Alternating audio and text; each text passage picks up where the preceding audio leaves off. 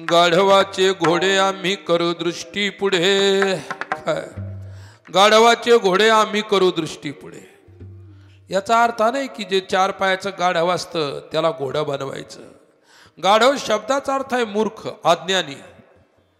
आणि घोडं म्हणजे शान. पहा, मी काशीमध्ये राहायचो. गाढव कसं गाढव असतं मी काशीत गेल्यानंतर मला कळालं. काय काशीमध्ये अशा छोट्या छोट्या बोळ्या आहेत, 1-1 किलोमीटर 1.5 किलोमीटर छोटीशी बोळी. 2 माणसं आले तर त्या असं तिरपं होऊन चालावं लागतं, इतक्याला आणणार. मेन रोडवरती गाढवाच्या पाठीवर वाळूचं ते असणाऱ्या त्या ठिकाणी गोण्या असायच्या, वाळूच्या पाठीवर टाकल्या आणि ते गाढव एकदा फक्त जिथं नेऊन टाकायची ती वाळू तिथपर्यंत न्यायचे. 2 असतील 4 असतील 1 असेल. आणि एकदा का तिथं वाळू ओतून घेतली त्याच्या पाठीवर तेच पोतडं टाकून द्यायचं. पुन्हा जिथं वाळू भरल्या जाते तिथंच येणार ते. इतकं इमानदार. कोण? गाढव इमानदार. घोड्याचं सोडा. विठ्ठल विठ्ठल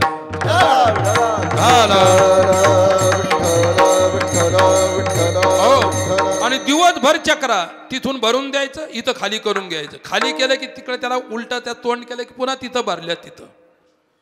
मी विचार करू लागलो, ही गाढवं एवढी ओझं वाहतात आणि इथून तिथं तिथून पुन्हा परत ते ओझ्याजवळ जातात.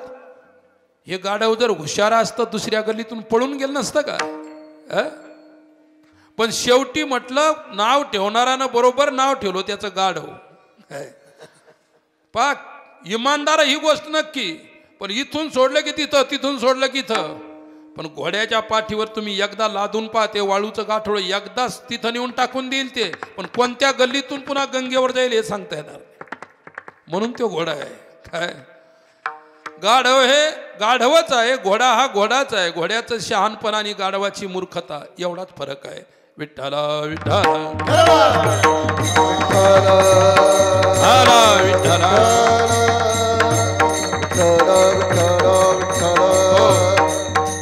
दिवसभर काम करून घ्या आणि रात्री आणायचं. नुसतं त्या ठिकाणी शेजाऱ्याच्या शेतात जाऊ नये, कोणाच्या पिकात जाऊ नये म्हणून ज्यांना पाळलेले आहेत त्यानं काय करायचं, भिंती शेजारी उभं करायचं आणि असा आपल्या हातानं त्याचा पाय धरायचा, नुसता असा उजवा वेढा मारायचा असा आणि हात काढून घ्यायचा. काय ते रात्रभर पाय सुद्धा उचलणार नाही. त्याला माहिती आहे आपला पाय बांधल्या गेला, पाय बांधला त्याचा. काय सकाळी त्यानंच यायचं आणि फक्त उलटा येडा मारायचा की पाय उचलला की निघाले चरायला. म्हणून ते गाढव आहे. त्याला बांधलेलं कळत नाही, मोकळं केलेलं समजत नाही. विठ्ठल विठ्ठल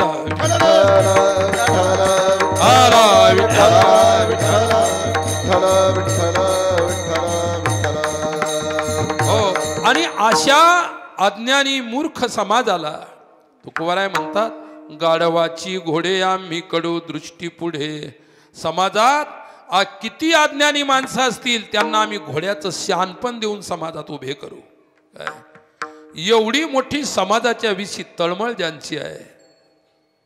भागल्याचे तारू. तुकाराम महाराज सांगतात, अरे जीवांनो, मनुष्यांनो, व्यक्तींनो, परमात्मा हा भागल्याचा तारू आहे. भागलेल्या व्यक्तींना तो त्या ठिकाणी अशा प्रकारे तारणार आहे. शिनल्याची सावली. आध्यात्मिक, अधिभौतिक, अधिदैविक 3 प्रकारचे ताप, 3 प्रकारचे दुःख आपल्या जीवनामध्ये असतात आणि या त्रिविध दुःखामध्ये सर्व घोरपळून निघालेले आहे. आध्यात्मिक, अधिदैविक, अधिभौतिक या 3 तापाने शिनलेल्या लोकांना, शिनलेल्या जीवाची सावली परमेश्वर आहे, पांडुरंग आहे. विठ्ठला विठ्ठल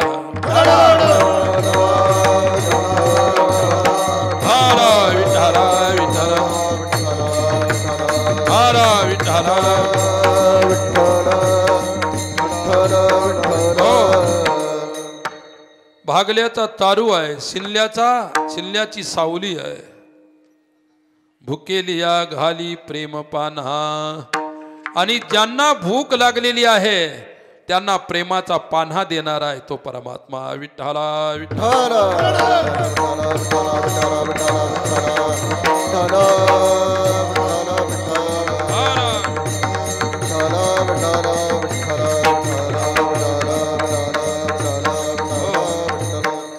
ज्याला हित करून घेण्याची उद्धाराची भूक लागलेली आहे, ज्याला परमेश्वर भेटीची भूक लागलेली आहे, ज्याला परमार्थ चिंतनाची भूक लागलेली आहे, माझा आत्महित झालं पाहिजे असं ज्याला आशा वाटत असेल, त्याच्यासाठी प्रेमाचा पान्हा देणार आहे.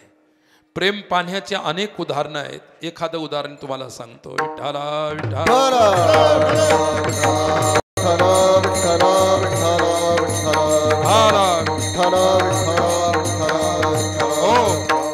खूप माणूस शिकला म्हणजे त्यालाच कळत असतं असं नाही. मी कीर्तन करतो म्हणजे मला फार कळतं अशातला प्रकार नाही. कोणी पोथी पुराण सांगत असेल त्याला सर्व जग कळालं हे नाही म्हणता येणार. परंतु त्या संतांची आणि त्या भगवंताची कृपा ज्याच्यावरती होते ना त्याला मात्र जरूर कळत असते. ज्याला कळालेलं आहे त्याची कृपा जर जीवावर झाली तर त्या जीवाला कळत असते, एरवी कळत नाही. फार अवघड आहे कळणं न कळणं. एक फार मोठा विद्वान पंडित होता, शिकलेला पंडित होता, आणि त्याला परगावला जायचं होतं. ज्या गावाला जायचं होतं त्याच्या गावात आणि त्या जायच्या गावामध्ये नदी होती. मधात नदीच्या काठावर आला. नावाडी नाव घेऊन तिथे उभा होता. कोणी जर पलीकडे जाणारे लोक असतील, पॅसेंजर असतील तर त्यांना बसून नेऊ, पैसे घ्यायचे, बसवायचं, पलीकडे सोडून द्यायचं. पंडितजी आले, बाकी कोणीच नव्हतं. का रे, मला पलीकडे जायचं आहे, फार अर्जंट आहे, वेळेच्या आत पोहोचायचं आहे. ते म्हणे बसा नावेमध्ये, तुम्हाला पलीकडच्या काठाला पोहोचून देतो. पंडित नावेमध्ये बसला. काय, जी अतिविद्वान माणसं असतात ती बहुभाषी नसतात, ती शांत आणि गंभीर असतात. आणि जी अल्पज्ञ असतात, अल्पज्ञानी असतात, ती फार मोठी बडबड करणारी असतात. भरलेलं भांड कधी डुबडुब करत नाही, पण रिकामं भांड त्या ठिकाणी काय करेल सांगता येणार नाही. म्हटलेलं आहे. पंडित बसला आणि नाव चालू झाली. नावाडी आपल्या आवल्या चालू लागला. नाव पुढे पुढे सरकू लागली. पंडितानं एक प्रश्न विचारला, विचारू का तुला? तो नावाडी म्हणाला, मी इतका साधा माणूस आहे, तुम्ही कोणती गोष्ट मला विचारली तर मी सांगू शकणार नाही, उत्तर माझ्याकडे नाहीत. माझ्या आयुष्यामध्ये प्रश्नच उभे राहिले नाही तर उत्तरांचा प्रश्न दे. तुमच्या आमच्या आयुष्यामध्ये अनंत प्रश्नांनी गोंधळ केलेला आहे, म्हणून तुम्ही आम्ही उत्तर शोधत असतो. काय, कुठे उत्तर मिळेल, कुठे आपल्याला उत्तर मिळेल, याच्याकडे जाऊ, त्याच्याकडे जाऊ, त्याच्याकडे जाऊ. शेवटी आयुष्यभर आयुष्य जातं परंतु उत्तरं मिळत नाहीत, प्रश्न चालूच असतात. शाळेमध्ये शिकणाऱ्या विद्यार्थ्यांना प्रश्न सोडवावे लागत असतात. त्या प्रश्नाचं उत्तर माहीत असेल तो तंतोतंत सोडवतो. प्रश्न आलेला आहे प्रश्नपत्रिकेमध्ये पण उत्तर माहीत नाही, तो लिहू शकत नाही. काही लिहिलं तर ते चुकीचं होऊ शकतं. पंडित म्हणाला, नावाडी. त्याने म्हटलं, काय म्हणता? नाही, मला एवढंच विचारायचं तुला, तू धर्मशास्त्र शिकलेलं आहे का? तो नाव चालून पोट भरणारा गरीब माणूस, त्याला कशा धर्मशास्त्र पाहिलं? तो नावाडी प्रामाणिक होता. तो मला, पंडितजी मी धर्मशास्त्र हा शब्द आजच ऐकला माझ्या आयुष्यामध्ये, आणि असले प्रश्न मला काही करू नका तुम्ही. जाऊ दे म्हणाले, धर्मशास्त्र नाही शिकला. धर्मशास्त्र, तुला धर्म माहीत नाही, धर्मशास्त्र माहीत नाही. मूर्खा, तुझं 4 आणे जीवन व्यर्थ गेलं म्हणून समज. ते म्हणे काही हरकत नाही. थोडीशी नाव पुढे गेल्यानंतर, तू वेदांत शास्त्र शिकलेलं आहे का? हो, मला हे नवीन शब्द कशाला विचारता तुम्ही? तो मला, मी वेदांत नाही शिकला. म्हणजे 8 आणे जीवन व्यर्थ गेलं. काय, पुढे गेल्यानंतर विचारलं, न्यायशास्त्र शिकलेलं आहे का? ते म्हणे, मी ते पहिलं विचारलं तेही शिकलो नाही, दुसरं विचारलं तेही माहीत नाही, तिसरं तर मला आजच कळालं की मला बिलकुल काहीच माहीत नाही आणि मला काही विचारू नका. आता 4था प्रश्न करायचा होता. म्हणजे 12 आणे जीवन तर म्हणले तुझं व्यर्थ गेलं. तुला धर्मशास्त्र माहीत नाही, तुला वेदांत शास्त्र माहीत नाही, तुला न्यायशास्त्र माहीत नाही. आता शेवटचं विचारतो, थोडंसं पुढं चल. थोडा पुढे जायचा प्रश्न करायच्या अगोदरच भयंकर सोसाट्याचा वारा सुटला, वादळ सुरू झालं आणि नाव डगमगायला लागली. काय नाव डगमगायला लागली. पंडित म्हणाला नाव उलटी होते काय? ते म्हणाले पंडितजी मला हे सांगा तुम्हाला पोहणं येतं का? काय ते म्हणाले मला इतके शास्त्र येतात पण पोहणं येत नाही. नावड्यानं म्हटलं तुझं 16ने जीवन बर्बाद झालं म्हणून समज. आता असं नाही की पुष्कळ शिकल्यानंतरच कळत असतं. विठ्ठल विठ्ठल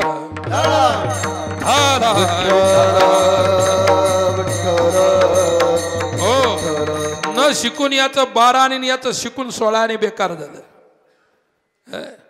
शिकलेली माणसं असावीत पण वाचाळ नसावीत, व्यर्थ बोलणारी नसावीत, शिकलेली असावीत.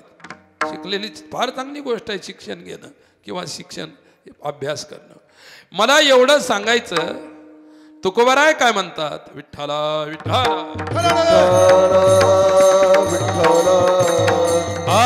विठ्ठला विठ्ठला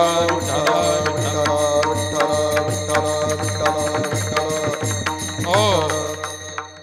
राम वनवासात असताना सीतेचं हरण झालं, सीता हरण झालं. शोध चालू होता,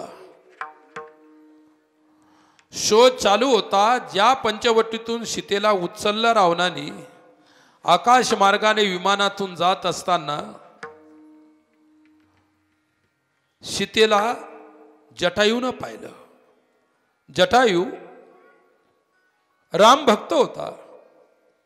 जटायूनं पाहिल्यानंतर रावण कोणत्या तरी स्त्रीचं अपहरण करून चाललेलं आहे, कोणत्या तरी स्त्रीला पळवत आहे, पापी आहे, दुष्ट आहे, भ्रष्ट आहे.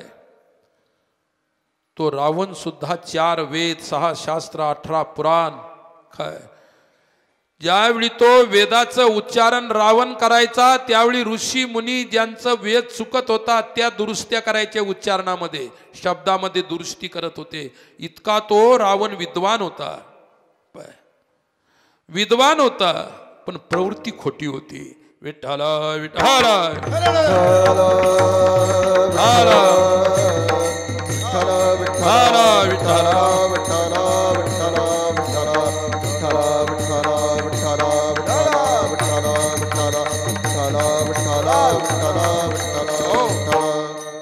ब्राह्मण पुत्र आहे, सामान्य ब्राह्मण पुत्र नाही, ऋषी पुत्र आहे, विद्वान आहे. विद्वान आहे पण आचरण भ्रष्ट आहे. आता तुम्हाला आता लोकांना, आपल्या लोकांना परमार्थ कळायला लागला तर बरे काय, नाही तर पूर्वी खायचं आणि प्यायचं. आतापर्यंत आता सुद्धा तुम्ही खूप मौज मस्ती मारलेली आहे. आता ब्राह्मण सुरू झालेले आहेत नॉनव्हेज मध्ये. कोण झालेले आहेत? धाब्यावर कोण आहेत? दिवसा तुम्ही रात्री ते आहेत. फरक फक्त एवढा आहे, कारण तुमच्या डोक्यात अजूनही जमलं नाही रात्री जायला पाहिजे का दिवसा जायला पाहिजे. विठ्ठला विठ्ठला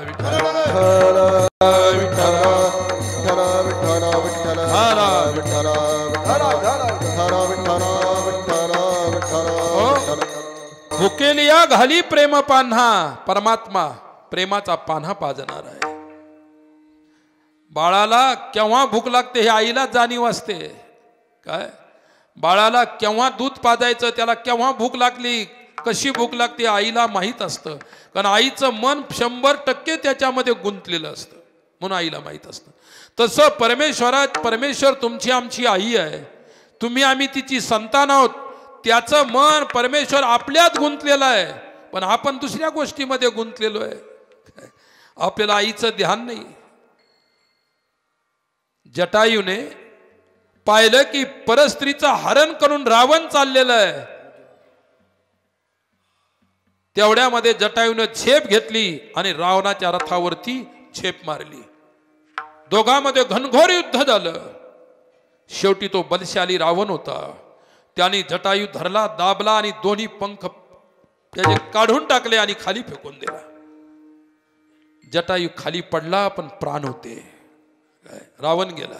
विठ्ठला विठ्ठला विठ्ठला विठ्ठला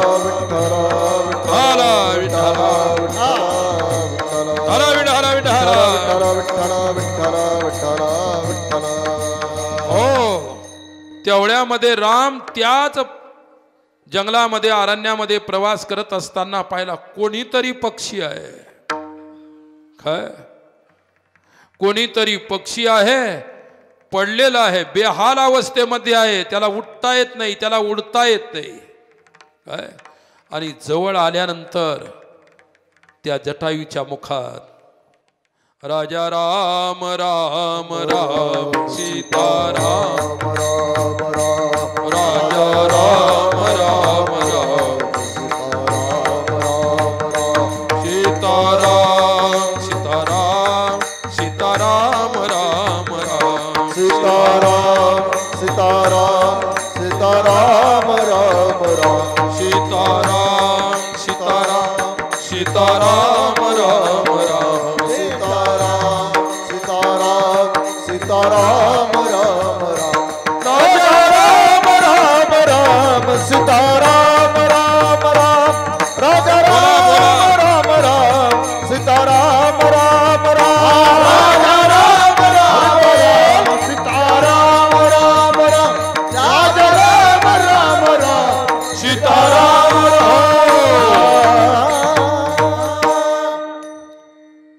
राम श्रीराम श्रीराम श्रीराम अखंड रामाचं ध्यान, रामाचं मनन, रामाचं स्मरण आणि नामस्मरण करत राम गेले. अरे कोणीतरी पक्षी पडलेला आहे, राम राम म्हणत आहे.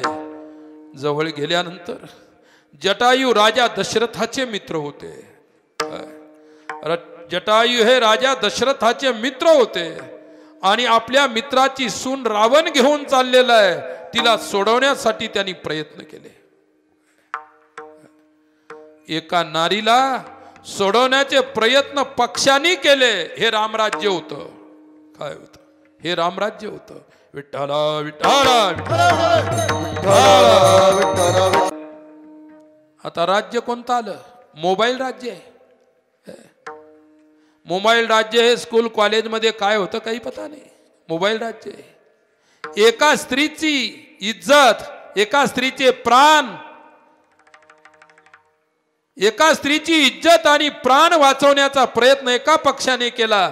रामाच्या राज्यामध्ये पक्षी सुद्धा एवढे शुद्ध आचरणशील होते, एवढे महान विचाराचे होते.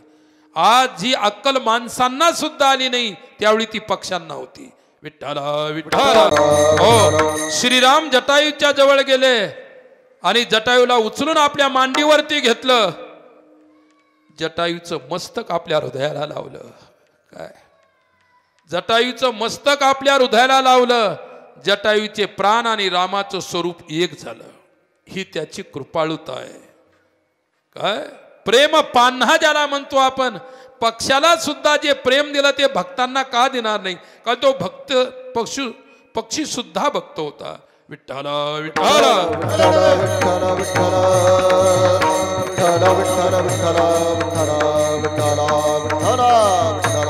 हो. आणि या चिंतनातून तुकोबाराय आता दुसऱ्या कडव्या सांगतात. ऐसा हा कृपाळू अनाथाचे वेशी, ऐसा हा कृपाळू अनाथाची वेशी, ऐसा हा कृपाळू अनाथाचे वेशी, ऐसा हा कृपाळू अनाथाची वेशी, ऐसा कृपाळू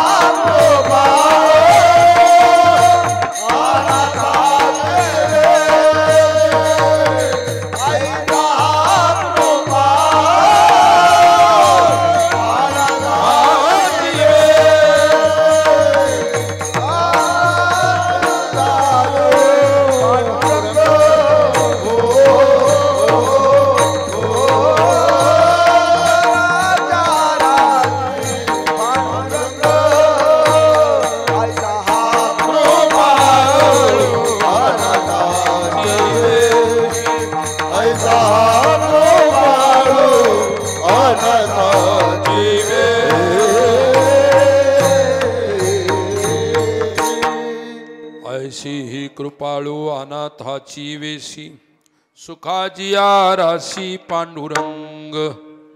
सुखाची रास काय भगवंत सुखाची रास आहे. सुखरूपायसा तुझा कोणी सांगा माझ्या पांडुरंगा सारी खातो. सुख स्वरूप आहे सुखाची रास आहे. सर्वात महत्वाची गोष्ट ऐशी ही कृपाळू अनाथाची वेशी. वेशी म्हणजे आधार. अनाथाचा तो आधार आहे परमात्मा. विठ्ठला विठ्ठल.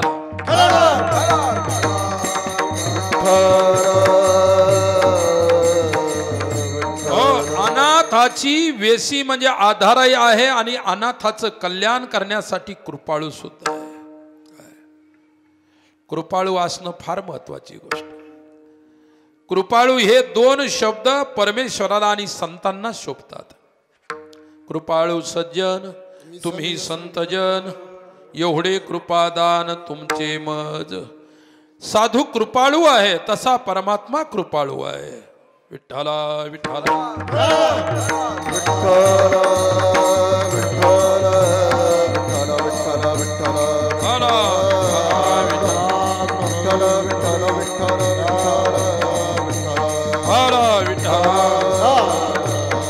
हो नुसता कृपाळू नाही कनवाळू कृपाळू भक्ताला की मोई.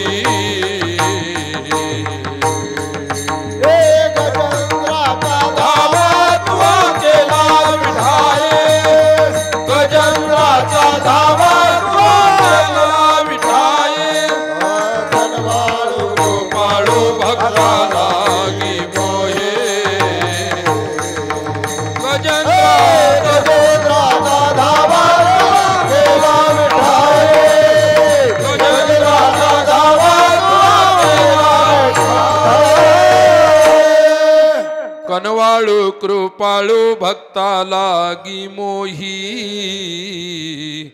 गजेंद्राचा धावा तुआ केला विठाई. नुसता परमात्मा कृपाळ कनवाळू सुद्धा आहे. काय ज्याच्याशी काही संबंध नसला आणि त्याच्यावर कोणी कृपा करत असेल तो मग काय कनवाळूपणा दाखवतो. परमात्मा कनवाळूपणा दाखवत नाही. तो कनवाळूच आहे. केवल कनवाळू केवल कृपाळू नाही कनवाळू कृपाळू आहे. विठ्ठला विठ्ठला विठ्ठला.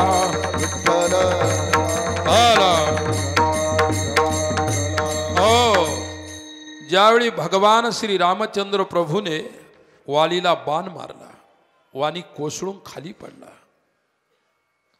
कोसळून खाली पडल्यानंतर वालीची कठीण गती झाली. बाण लागेपर्यंत वालीला राम कळाला नाही. परंतु ज्यावेळी रामाचा बाण वालीच्या छातीत घुसलेला होता त्यावेळी वालीला राम कळायला लागला की राम काय आहे म्हणून. विठ्ठला विठ्ठला.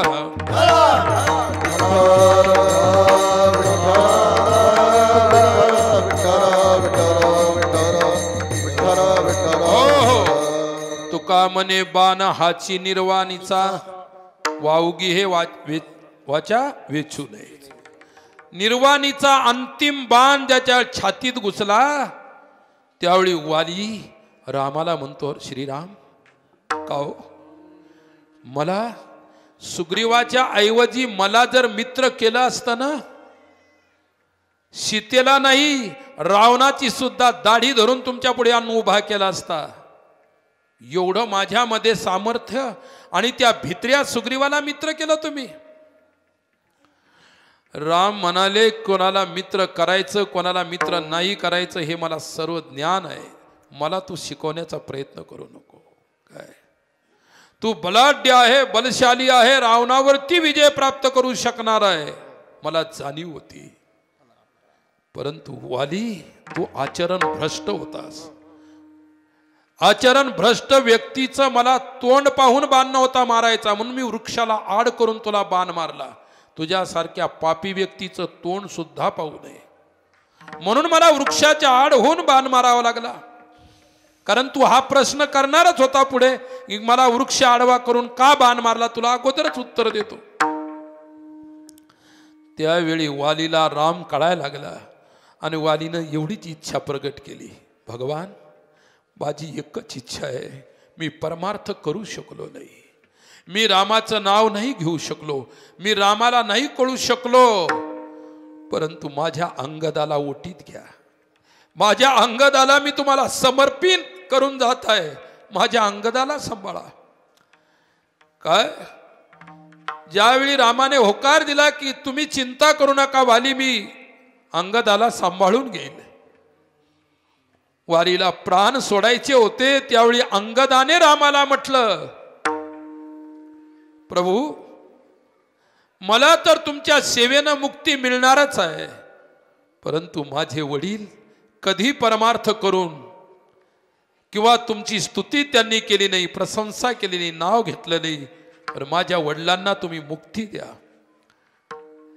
राम म्हणाले, वेडा आहेस की काय, अरे मी परमात्मा आहे, कनवाळू कृपाळू आहे, कृपाळू कोणी असू शकेल पण कनवाळू कृपाळू होणं फार अवघड आहे. तेथे भगवान श्रीरामाने वाली माझा शत्रू आहे हे सुद्धा पाहिलं नाही, फक्त वालीचं हित पाहिलं. साधू पाहत नाही की हा शत्रू आहे का मित्र आहे. समशत्रोच मित्रेच तथा मानापमानयो हो. काय शत्रू आहे की मित्र हे नाही पाहत. विठ्ठला विठ्ठला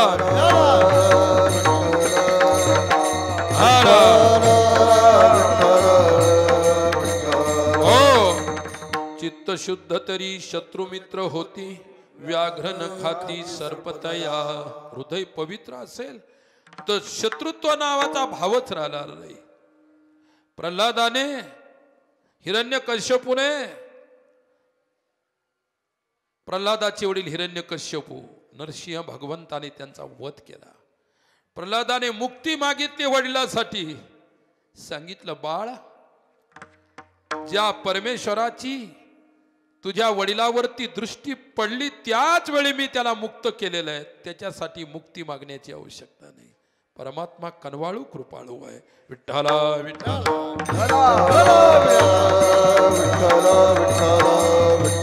हो. आणि सुखाची या राशी पांडुरंग, तो सुखाची खान आहे, सुखाची रास आहे. विठ्ठला विठ्ठला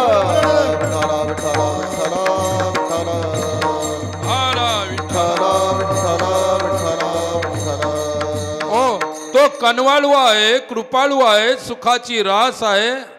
काय थकलेल्याचा सिनभाग दूर करणारा आहे, सर्व काही करणार आहे. मग अडचण काय आहे? काय अहो म्हणे काहीच अडचण नाही, तो सर्वांच्या सन्मुख आहे. मग दिसत का नाही? तिसऱ्या कडव्यात सकळा सन्मुख प्रेमाची दृष्टी, सकळा सन्मुख प्रेमाची दृष्टी, सकळा सन्मुख प्रेमाची दृष्टी, सकळा सन्मुख प्रेमाची दृष्टी.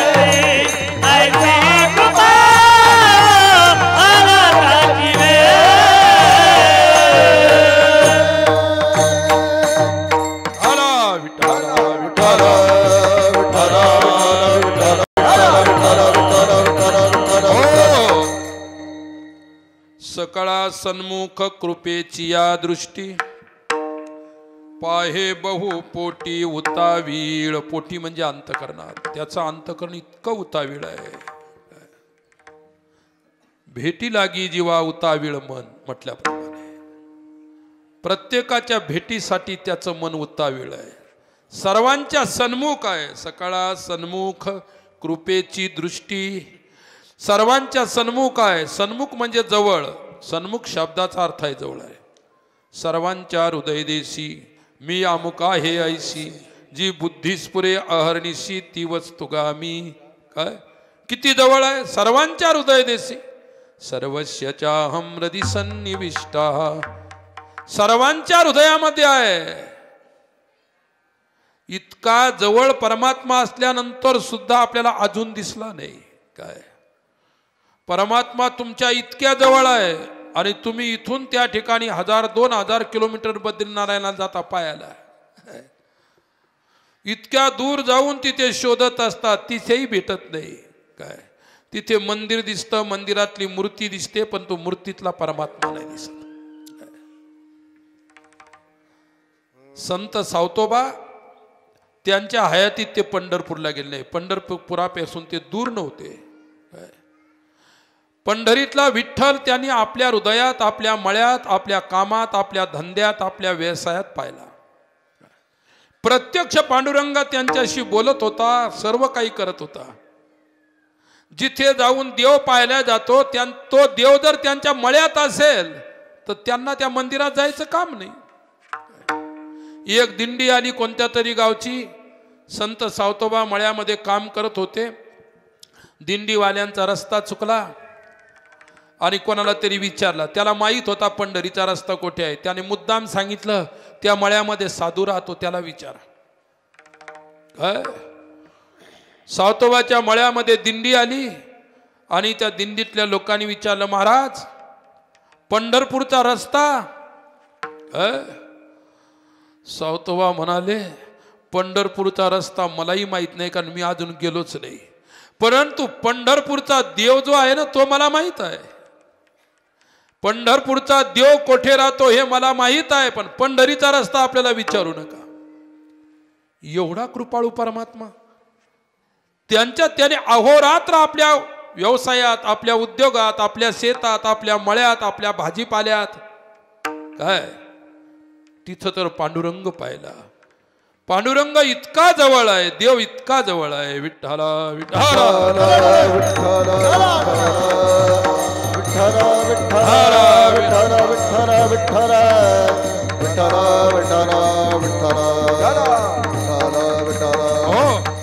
कबीर म्हणतात, पोथी पडपड जगमुआ पंडित भयान कोय 2.5 अक्षर राम का पढ़े सो पंडित होय. पोथी पडपड जगमुआ पंडित भयान कोय. पोथी वाचून वाचून मेले. पोथी वाचून वाचून मेले पण देव पाहिला नाही. भजन म्हणून म्हणूनही मेले, कीर्तन करून करूनही मेले, पण देव पाहिला नाही. किती अवघड आहे. देव इतक्या जवळ असून जर तुम्ही पाहू शकत नाही तर दूरचा देव काय पाहणार आहे तुम्ही. काय लोक म्हणतात चला आता आपण रिटायर झालो, आपल्याला काय काम आहे, करा 4 तीर्थ 4 धाम. आहे की नाही. आता तुम्ही रिटायर झाले, बसल्या ठिकाणी तुकोबारायांनी म्हटलं ठाईच बैसोनी करा एक चित्त आवडी अनंत. रिटायर झाल्यावर नसतं फिरायचं, रिटायर व्हायच्या अगोदर फिरून घ्या. विठ्ठला विठ्ठला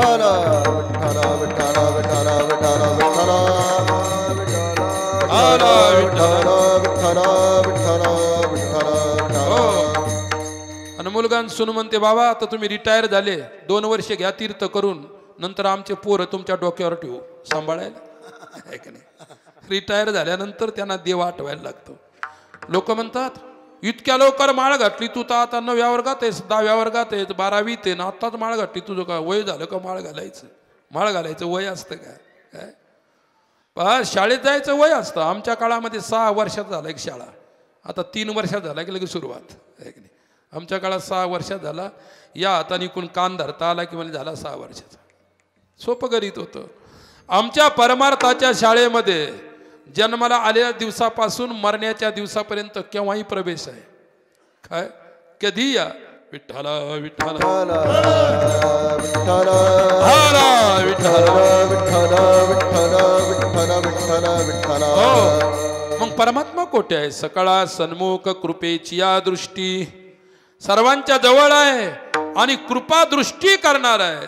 सदैव सर्वावरती कृपा दृष्टी. तुम्ही सावलीच्या झाडाखाली उभे राहिले तर ते झाड तुम्हाला ताप देईल का सावली देईल? सावली देईल. तुम्ही सावलीमध्ये उभे आहात पण सावलीमध्ये उभे असूनही तपलेलेच असतात. तुम्ही जर आतून तपलेले तर वरची सावली तुम्हाला काही करत नाही. म्हणून तर घरामध्ये त्या ठिकाणी ताप आल्यानंतर झोपले तरी गोदड्या घ्या, रजाई घ्या, सर्वच अंगावर घ्या तरी थरथर थरथर कापलेलं असतं. का? आतला ताप खतरनाक आहे. बाहेरचं ऊन आपल्याला सहन होऊ शकते पण आतला आलेला जो ताप आहे तो इतका खतरनाक आहे. इतका खतरनाक तो जर डेंगूचा असला तर घेऊनच जातो. किती खतरनाक आहे. आता वेगवेगळ्या प्रकारचे डास, वेगवेगळ्या प्रकारचे ताप निघले. आमच्या जुन्या काळामध्ये इतक्या जाती प्रजातीत नव्हत्या डासाच्या. काय तुम्ही भाग्यशाली आहेत की तुम्हाला ते डास पाहायला मिळून राहिले. इतक्या प्रकारचे. विठ्ठल विठ्ठल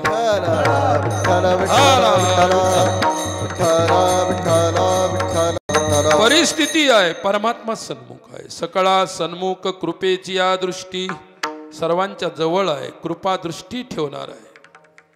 पाही बहु पोटी उतावीळ आणि अंतकरणातून इतका उतावीळ आहे तुमचं हित कल्याण उद्धार करण्यासाठी. पण त्याला समजून घेणं हे महत्वाचं आहे. समज आली म्हणजे शहाणा, समज नाही आली म्हणजे वेळ आहे. लक्षात ठेवा. समज येणं महत्वाचं आहे. ध्रुवाला 5 वर्षामध्ये समज आली. ज्ञानेश्वर माऊलींना जन्मताच समज आली. उपजताची ज्ञानी हे वर्म जाणवणी आलेलो टांगणी. अरे जन्म झाल्याबरोबर समज होती. शंकराचार्यांना 8व्या वर्षी समज आली. कोणाला कितव्या वर्षी समज येईल हे सांगता येणार नाही. आपली तर आता वरती जायची तयारी आहे तरी सुद्धा समज नाही आली. किती कठीण आहे. समज ही विचारातून येत असते, प्रबोधनातून येत असते, प्रबोधातून येत असते. म्हणून माणसाने विचाराच्या संलग्न असलं पाहिजे आणि विचाराच्या सन्मुख राहणं हे देवाचं सन्मुख राहणं आहे. विठ्ठल विठ्ठल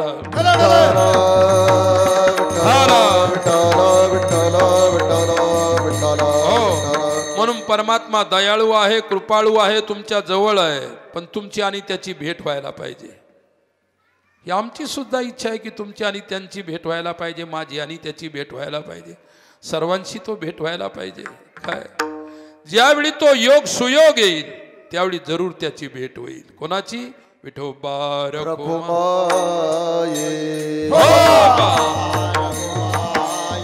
तुका मने येथे आता उरे कैचा अनंत जन्मीचा शिनभाग. एवढी त्याची कृपाळुता असेल तर अनंत जन्माचा आलेला शिनभाग तो कसा राहील असं तुकोबाराय आपल्या आत्मविश्वासाने सांगतात. संतांचा हा आत्मविश्वास तो जगतहिताला कारणीभूत असतो. आणि अभंगाचा संपूर्ण भावार्थ संपलेला आहे. शेवटचे मात्र 2 मिनिटांमध्ये 2 शब्द. आज आपल्या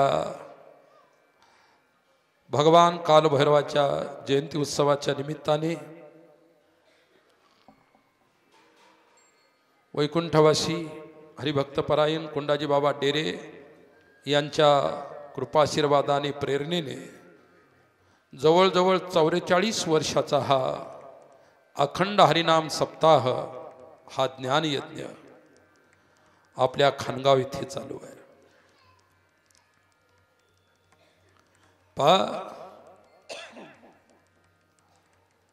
जवळजवळ 44 वर्ष म्हणजे फक्त सुवर्ण महोत्सवाला 6 वर्ष शिल्लक राहिले आहेत. या ठिकाणी 18 या 20वा उत्सव होता त्यावेळी मी पहिल्याने आलो होतो. मला सुद्धा येऊन जवळजवळ 24 वर्ष इथे होतात. मला एवढंच सांगायचं, भगवान श्री कालभैरवाच्या कृपाशीर्वादाने